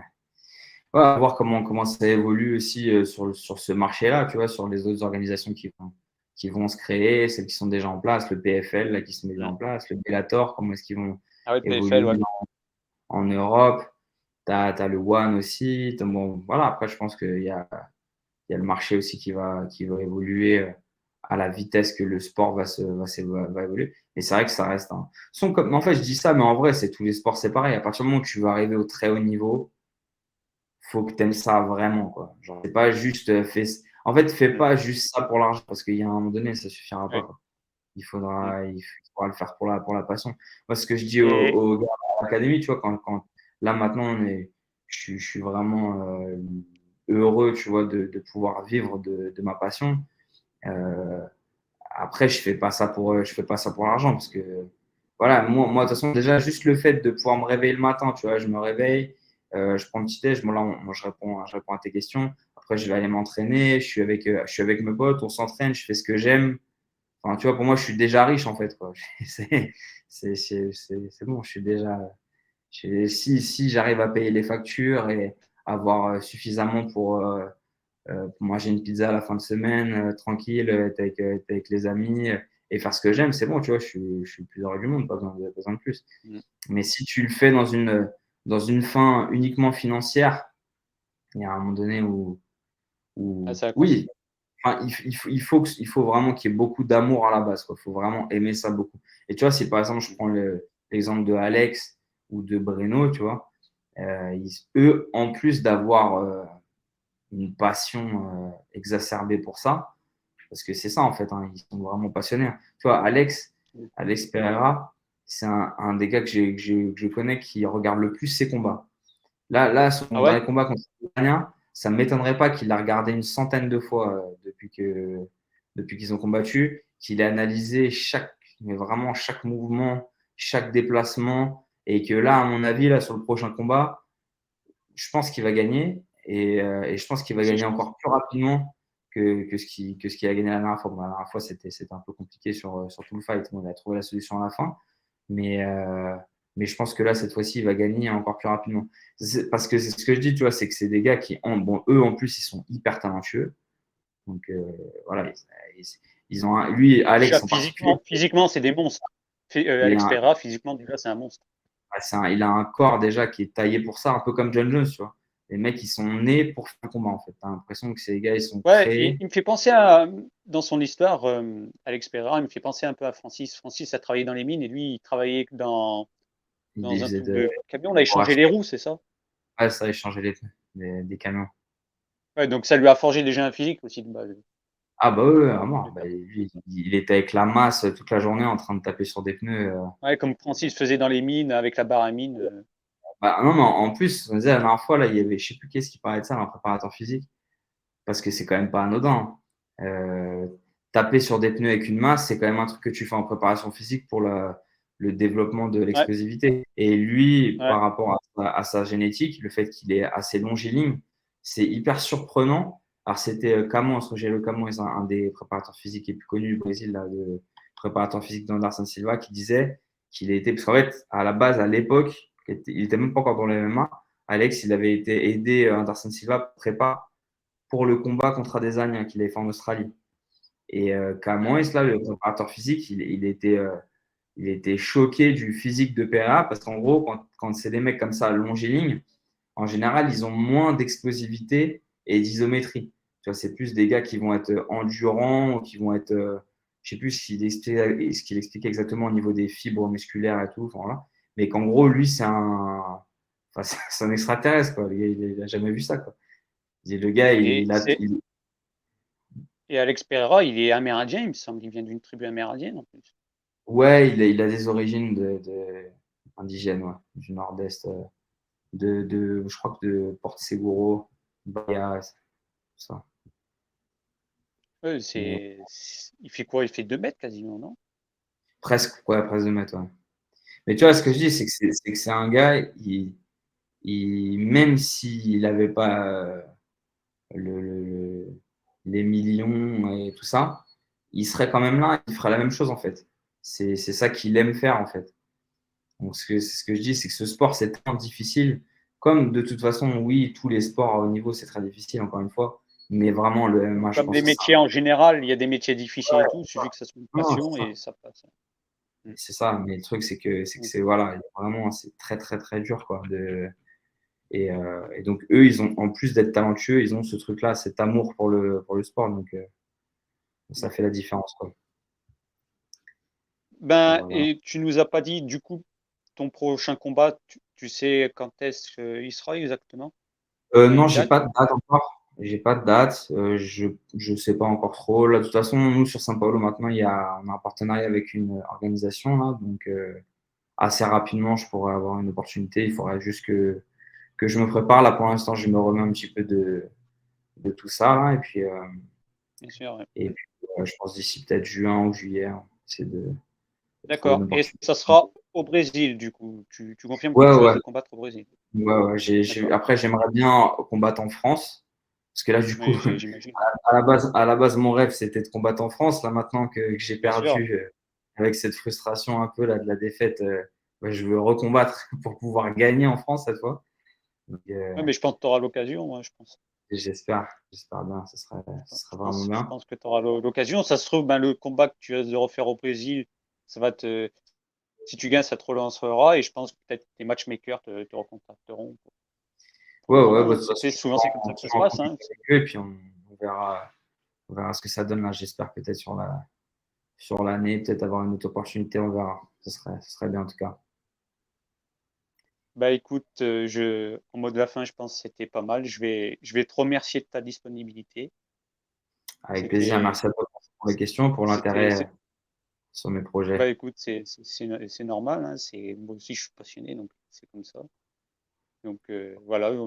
Donc on va remercier tous ceux qui regarderont cette vidéo. Et donc voilà, à la prochaine. La semaine prochaine, il y aura une autre vidéo. Je vous remercie. Ça, Au revoir. à bientôt, Thibaut. Salut. Yes.